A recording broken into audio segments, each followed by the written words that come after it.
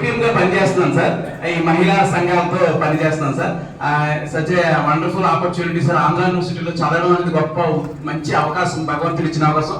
కాకపోతే కొంతమంది బాగా చదువుకొని ముందుకు వెళ్ళారు, కొంతమంది ఆ టైంలో ఫ్రెండ్షిప్, తిరుగులు, ఇవన్నీ రకరకాల వెనుకబడిన వాళ్ళు ఉన్నారు. అందులో జాగ్రత్తలో నేను కూడా ఉన్నాను. ముఖ్యంగా అందరికీ చెప్పేది ఏంటంటే ఎప్పటికప్పుడు అప్డేట్ అవ్వండి. విద్యార్థి జీవితం మళ్ళీ రాదు.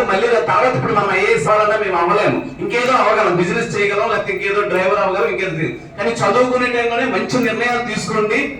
ఇప్పుడు చాలా మంది ముందు చెప్పున్నారు మేడమ్స్ అందరూ, ఇది మంచి తరుణం అనమాట. ఈ టైంలో మంచి డెసిషన్స్ తీసుకుని మీ జీవితాన్ని సాఫీగా తీసుకెళ్ళండి. ముఖ్యంగా ఇందాక ఒక మేడం చెప్పారు, మోరల్ వాల్యూస్ అనేది ఇంపార్టెంట్. మనం రెస్పెక్ట్ ఇవ్వాలి.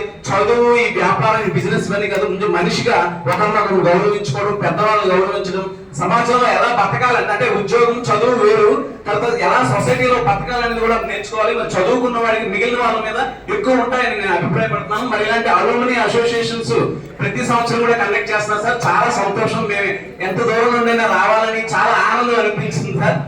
Thank you very much sir. అలాగే లిల్లీ గ్రేస్ మేడం గారి అందరినీ కన్వర్ట్ చేసి మరి అందరినీ పిలిచి ఆహ్వానించారు. చాలా సంతోషం మేడం. అలాగే లాస్ట్ టైం పుల్లారావు గారు ఆధ్వర్యంలో కూడా ఇదంతా జరిగింది. చాలా thank you sir. Thank you very much sir. అందరికీ ధన్యవాదాలు. Thank you. నాకు అవకాశం ఇచ్చారు.